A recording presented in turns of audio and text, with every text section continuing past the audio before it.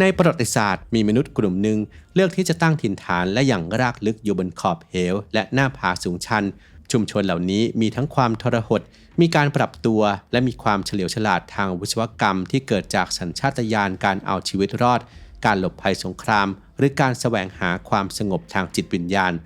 คลิปนี้จะพาทุกคนลัดเลาะไปตามภูมิประเทศที่ท้าทายแรงโน้มถ่วงที่สุดในโลกเพื่อเจาะลึกความลับของ7ชุมชนริมขอบหน้าผาติดตามอับดุลฮิทูบได้ในตอนนี้กันครับ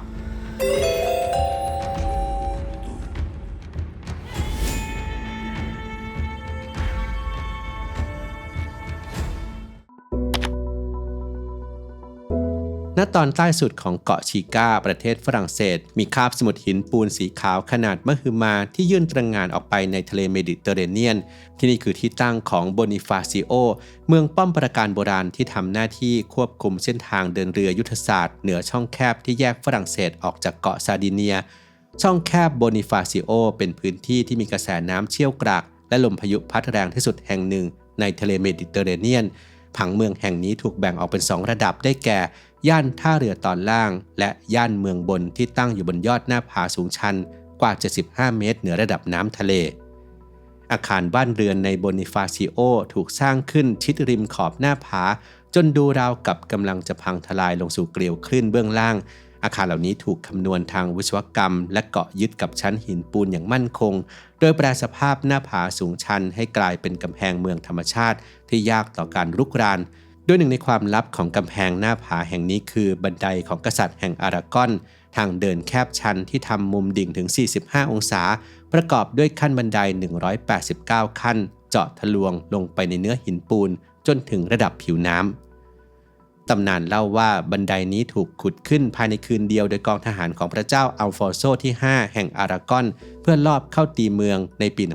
1420 แต่ความจริงแล้วบันไดแห่งนี้เกิดจากความอุตสาหะของกลุ่มบาทหลวงฟรานซิสกันที่ค่อยๆสกัดหินเพื่อลงไปตักน้ำจืดจากบ่อบาดาลที่ก้นหน้าผานี่คือความพยายามเอาชีวิตรอดในสภาพแวดล้อมที่แร้นแค้นและโดดเดี่ยวที่สุดแห่งหนึ่งของยุโรปใจกลางที่ราบเทสซาลีในประเทศกรีซที่นี่มีกลุ่มยอดเขาหินทรายและหินกรวดมนขนาดมหึมาที่พุ่งเสียดฟ้าขึ้นไปกว่า400เมตรภูมิประเทศนี้คือเมเทโอราซึ่งมีความหมายว่าลอยอยู่กลางอากาศสภาพทางธรณีวิทยานี้ถูกหล่อหลอมด้วยการเวลากว่า60ล้านปีสิ่งที่ทำให้เมเทโอรากลายเป็นมรดกโลกคือกลุ่มอารามคริสต์นิกายออร์โธดอกซ์ที่ตั้งตระหง่านอยู่บนยอดหินเหล่านั้นเมเทโอราได้รับการขึ้นทะเบียนเป็นมรดกโลกโดยองค์การยูเนสโกในปี 1988 ทั้งในด้านศิลปะและธรรมชาติในคริสตศตวรรษที่ 14 ท่ามกลางการล่มสลายของจักรวรรดิไบเซนไทน์และภัยคุกคามจากจักรวรรดิออตโตมันกลุ่มนักพรตได้แสวงหาสถานที่ที่ตัดขาดจากโลกและปลอดภัยยอดเสาหินของเมเทโอราจึงกลายเป็นคำตอบโดยมีอารามกว่า24แห่งถูกสร้างขึ้นและปัจจุบันเหลือที่ยังเปิดใช้งานอยู่6แห่งพระภิกษุในยุคนั้นต้องพึ่งพาระบบรอกกว้านไม้และตะกร้าเชือกเพื่อดึงวัสดุก่อสร้างเสบียงอาหารและมนุษย์ขึ้นสู่ยอดผาเชือกเหล่านี้จะถูกเปลี่ยนก็ต่อเมื่อขาดสะบั้นลงซึ่งสะท้อนการมอบชะตากรรมไว้กับความเชื่อ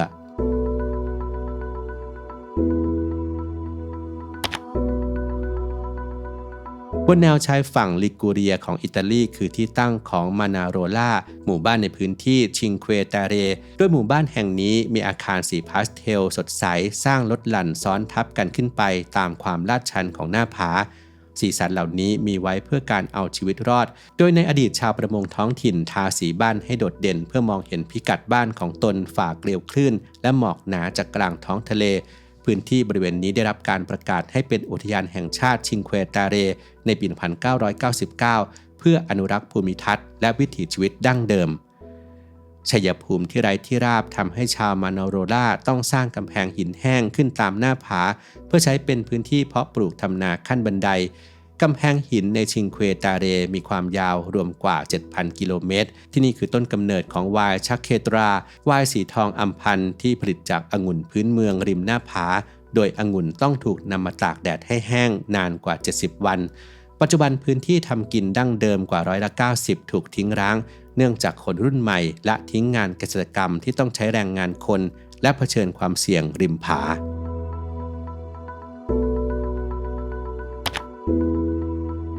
โมเนมวาเซียคือเกาะหินขนาดมหึมาในคาบสมุทรเพโลพอนนิสของกรีซที่ได้รับสมญานามว่ายิบรอนตาแห่งตะวันออกแผ่นดินไหวครั้งใหญ่แยกเกาะนี้ออกจากแผ่นดินหลักตั้งแต่ปี 365 ชื่อเมืองโมเนมวาเซียแปลว่าทางเข้าเดียวโดยมีเพียงสะพานไม้แคบๆที่เชื่อมต่อกับแผ่นดินใหญ่ซึ่งสามารถชักรอกเก็บได้เมื่อข้าศึกบุกรุกความซับซ้อนของเมืองนี้คือยุทธศาสตร์ผังเมืองแบบพรางตัวพื้นที่อยู่อาศัยแบ่งเป็นย่านเมืองบนและย่านเมืองล่างซึ่งบ้านเรือนและโบสถ์ถูกสร้างแอบซ่อนอยู่ด้านหลังกำแพงหน้าผาฝั่งทิศตะวันออกเฉียงใต้หากกองเรือแล่นผ่านพวกเขาจะเห็นเพียงผาหินที่ว่างเปล่ากลยุทธ์นี้ช่วยปกป้องชุมชนจากการคุกคามของโจรสลัดและกองทัพข้าศึกในอดีตโมเนมวาเซียส่งออกไวน์มาวาเซียซึ่งเป็นที่โปรดปรานของราชสำนักยุโรปก่อนที่เมืองจะถูกเปลี่ยนมือผู้ปกครองนับครั้งไม่ถ้วนจนความลับในการผลิตไวน์สูญหายไป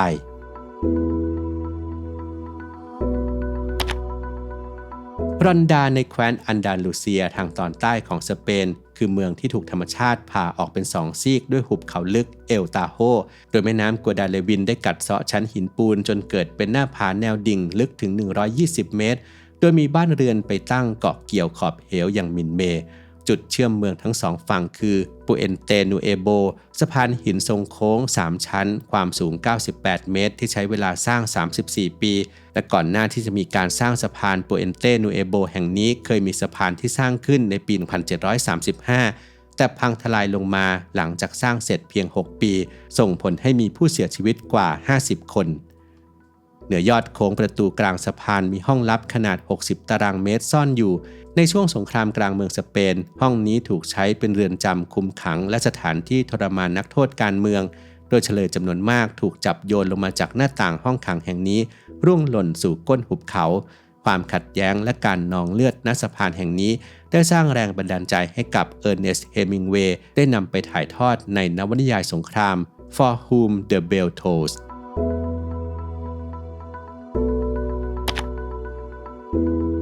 กอนซาดาลูเป็นหมู่บ้านบนขอบหน้าผาทางฝั่งตะวันตกสุดของหมู่เกาะแฟโร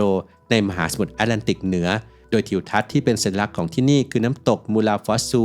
ซึ่งทิ้งตัวดิ่งลงจากผาสูง30เมตรสู่เกลียวคลื่นในวันที่มีพายุกระแสลมจะพัดตีน้ำตกให้ปลิวย้อนกลับขึ้นสู่ท้องฟ้าในอดีตเนื่องจากที่นี่ไม่มีสุสานและไม่มีทางรถยนต์เมื่อมีผู้เสียชีวิตชาวบ้านต้องแบกโลงศพเดินเท้าข้ามภูเขาสูงกว่า400เมตรเพื่อนำร่างไปฝังยังหมู่บ้านใกล้เคียงบนเส้นทางมีแผ่นหินจารึกชื่อหินวางโลงศพซึ่งเป็นจุดพักเหนื่อยของคนเป็นขณะแบกหามคนตายความโดดเดี่ยวทำให้ในปี 2020 ประชากรของกอนซาดาลูลดลงเหลือเพียง11คนแต่การเจาะอุโมงค์กอนซาดานทูนิลินทะลุภูเขาสำเร็จในปี 2004 ได้สร้างเส้นทางเชื่อมต่อกอซาดาลูเข้ากับโลกภายนอกอุโมงค์กอซาดานทูนิลินมีความยาวทั้งสิ้น 1.4 กิโลเมตรเจาะทะลุชั้นหินภูเขาไฟที่แข็งแกร่งเพื่อรักษาชุมชนที่ทรหดแห่งนี้ไว้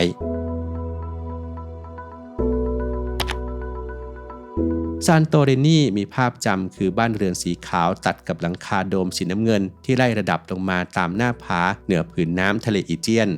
เมื่อราว 1,600 ปีก่อนคริสตกาลการปะทุของภูเขาไฟมิโนอันได้ทำลายเกาะทรงกลมแห่งนี้จนกลายเป็นแอ่งแคเดราลึกและทิ้งไว้เพียงรอยตัดของหน้าผาสูงชันโดยการปะทุของภูเขาไฟมิโนอันนั้นถือเป็นหนึ่งในการปะทุที่รุนแรงที่สุดในประวัติศาสตร์โดยปล่อยเท่าฐานปริมาณมหาศาลกว่า60ลูกบาศก์กิโลเมตรสถาปัตยกรรมแบบถ้ำที่เรียกว่าอีโปสกาฟาถูกคิดค้นขึ้นเพื่อเป็นที่อยู่อาศัยของชาวประมงและกรรมกรผู้ยากไร้โดยการสกัดเจาะเข้าไปในผนังหินเท่าภูเขาไฟดินภูเขาไฟเทอราอิกมีคุณสมบัติเป็นฉนวนชั้นยอดที่ช่วยกักเก็บความเย็นในฤดูร้อนและกักเก็บความอบอุ่นในฤดูหนาวทั้งยังยืดหยุ่นต่อแรงสั่นสะเทือนของแผ่นดินไหวส่วนสีขาวและสีฟ้าที่เป็นเอกลักษณ์นั้นเกิดขึ้นในปี 1938 เมื่อเกิดการระบาดของอหิวาตกโรครัฐบาลจึงออกคำสั่งให้ฉาบอาคารทั้งหมดด้วยปูนขาวเพื่อฆ่าเชื้อแบคทีเรียและสะท้อนความร้อนจากแสงแดดชุมชนบนหน้าผาเหล่านี้ตอกย้ำให้เห็นครับว่าพื้นที่ที่อันตรายที่สุดนั้นสามารถกลายเป็นจุดเริ่มต้นของการสร้างสรรค์ทางวิศวกรรมที่ล้ำหน้าปัจจุบันภัยคุกคามใหม่ของชุมชนเหล่านี้คือปัญหาการเปลี่ยนแปลงสภาพภูมิอากาศ ที่ทำให้ระดับน้ำทะเลสูงขึ้นและการกัดเซาะชายฝั่งที่รุนแรงขึ้นทำให้รัฐบาลหลายประเทศต้องทุ่มงบประมาณมหาศาลเพื่อเสริมความแข็งแกร่งให้กับโครงสร้างหินหน้าผาเพื่อรักษาลมหายใจของชุมชนขอบเหวเหล่านี้ให้อยู่รอดต่อไปในอนาคต CBD Morning Gummies มีส่วนผสมของโสมเกาหลีที่ช่วยลดความเหนื่อยล้าจากการทำงานหนักหรือว่านอนไม่พอ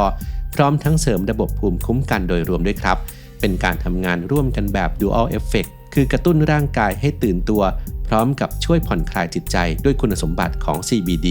ผู้ใช้บางคนสามารถลดปริมาณการดื่มกาแฟในระหว่างวันลงได้อย่างชัดเจนโดยยังคงรู้สึกสดชื่นต่อเนื่องไปจนถึงช่วงบ่ายครับ